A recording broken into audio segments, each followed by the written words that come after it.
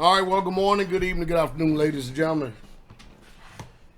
Citizens YouTube, Pastor Dowell here. My personal analysis is I think that the American public, American people better get ready for war.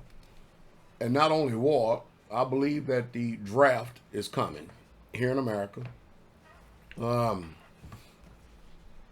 Because the way that things are looking, I don't think the people really truly comprehend what's going on and what has been going on. You know, we've had a system to where all these countries have leached off of America, and for some reason we've been bending over to them for like 30-something years. And now you got Trump coming in, and everybody wants to paint him as a maverick and so-called tough guy, but what he's doing is says enough is enough. We're not doing business as usual no more. You're not going to be taking advantage of us. You're not going to be talking tough to us. You're not going to be taking advantage of us, then laughing at us on the world scene and behind the scene. We want peace, and we're going to do everything we can to establish peace. But you know just as well as I do that peace is established through strength. And being America is still the number one superpower on this earth, and I still don't think that people comprehend and understand what I mean and what I say when I say America is still the number one world superpower. I mean, you could put 3 or 4 of these big major countries together and they still don't equal up to the military power and might of the United States of America. Now, what is a detriment and a very serious problem today, especially with the military, the American military, is that the Biden administration has gutted it. They're still up here arguing over should transgender serve.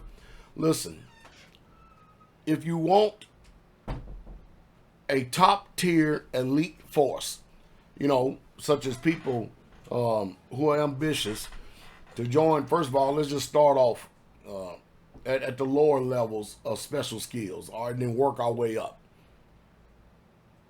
If you want some real, true warriors, they're probably going to come in at airborne, air assault, infantry, something like that.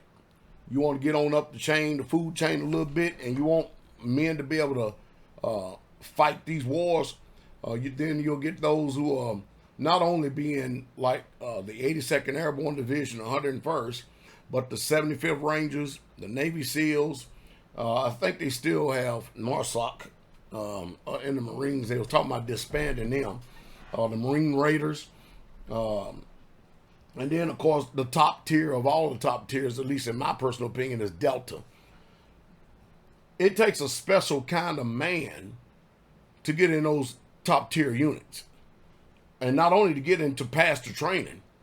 And when you look at this soft generation right here, and then you look at these people out here, I remember the first time when I got out of the military, man, I came home and I looked at these civilians with this mindset that they have and the way they function and think.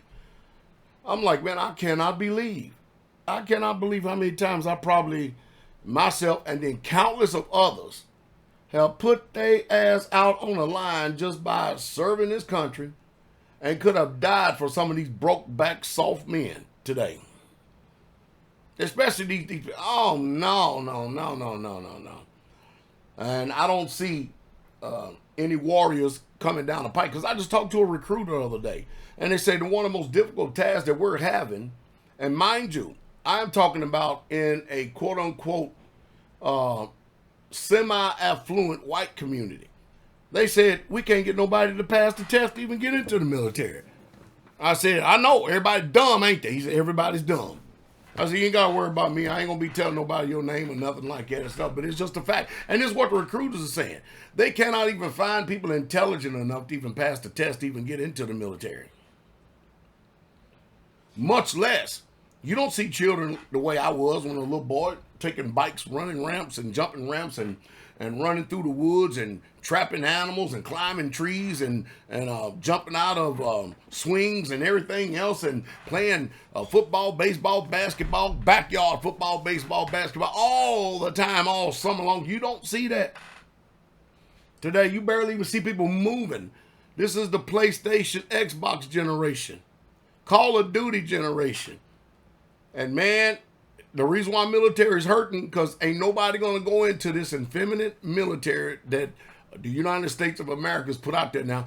A lot of the old guard is retiring and getting out because they can't deal with all this softness. They can't. So they're going to draft your sons and daughters. That's what's going to happen. They're going to draft your sons and your daughters, and they're going to war. I believe that there is a war.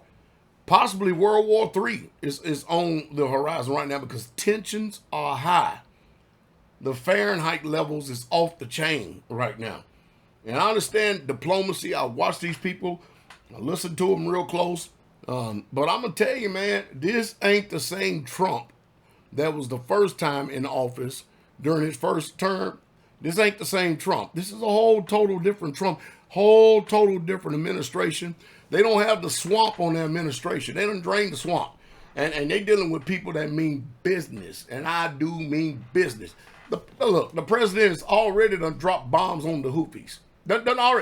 What has been the story behind the Houthis? Well, for years, they done shot.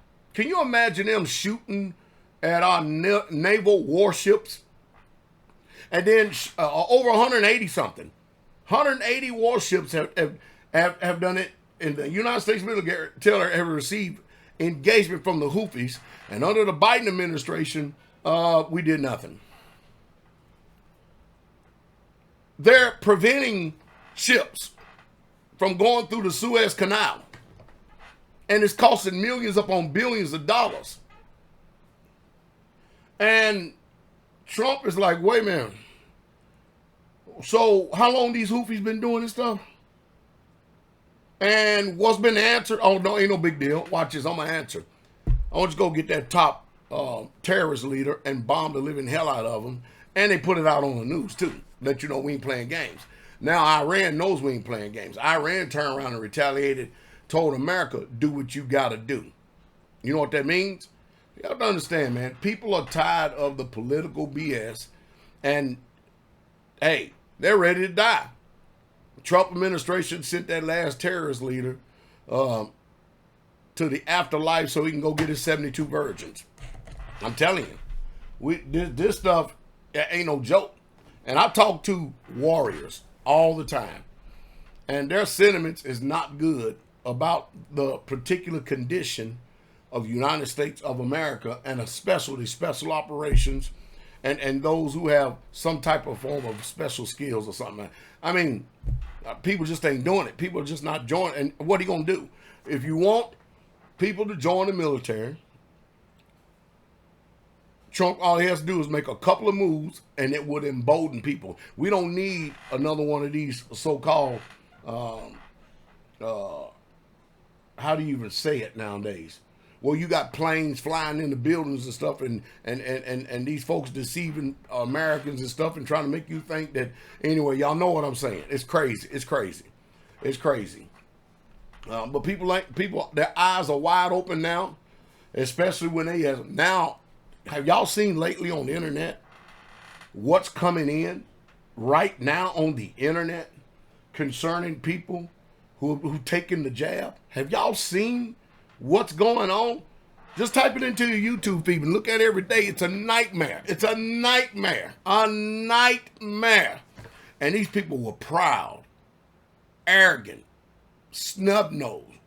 I'm telling you.